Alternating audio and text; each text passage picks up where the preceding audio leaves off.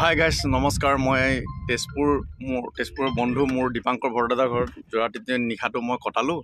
তাতে আজি আমি দূৰণিবতীয়া জেগালৈ আমি গৈ আছোঁ। দূৰণিবতীয়া জেগা মানে এলাহাবাদ লক্ষ্ণৌলৈ আমি যাবলৈ ওলাইছোঁ। এতিয়া মোৰ বন্ধু দীপাংকৰ আছে। দীপাংকৰে কিবা কিবি অকণমান ক'ব আপোনালোকৰ মাজত। দীপাংকৰ কোৱা। হয়, নমস্কাৰ। আজি আমি লক্ষ্ণৌলৈ গৈ আছোঁ আন্তঃৰাষ্ট্ৰীয় জ্যোতিষ মহাসংঘৰ যি অধিৱেশন, সেই অধিৱেশনলৈ। আৰু এই অধিৱেশনত ভাৰতবৰ্ষৰ লগতে সমগ্ৰ পৃথিৱীৰ কেইবাখনো ৰাষ্ট্ৰৰ পণ্ডিতবৃন্দ তাত আহিব আৰু তেওঁলোকক আমি সাক্ষাৎ কৰিম আৰু তেওঁলোকৰ জ্ঞান গৰ্ভমূলক কথা কিছু আমি মত বিনিময় কৰিম আমাৰ লগত। গতিকে আমি এই আজি শোভাযাত্ৰা ওলাইছোঁ। আপোনালোকে আমাক এই যাত্ৰাত সকলোৱে যাতে আমাৰ যাত্ৰা শুভ হয় তাৰ কাৰণে কামনা কৰিব ভগৱানৰ ওচৰত। আৰু আশা কৰোঁ আমি যি জ্ঞান গৰ্ভমূলক কথা তাত শিকি আহিম, সেই জ্ঞান গৰ্ভমূলক কথাবোৰ ইয়াতে যাতে আমি অসমত তাক আমি কৰিব পাৰোঁ, ৰূপান্তৰ কৰিব পাৰোঁ। গতিকে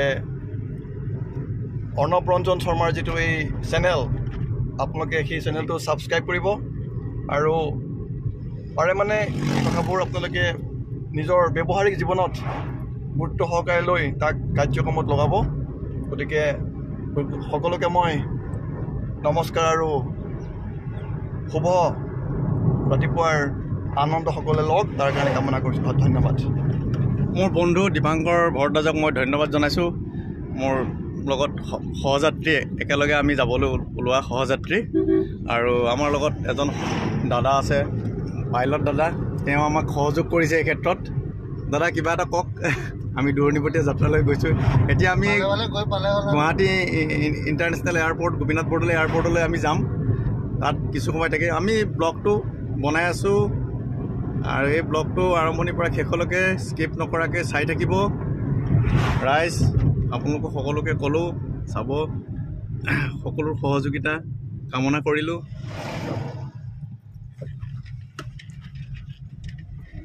ধন্যবাদেৰে নমস্কাৰ।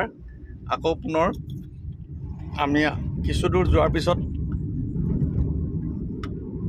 কথাখিনি আমি আৰম্ভ কৰিম। আকৌ ৰাখিছোঁ।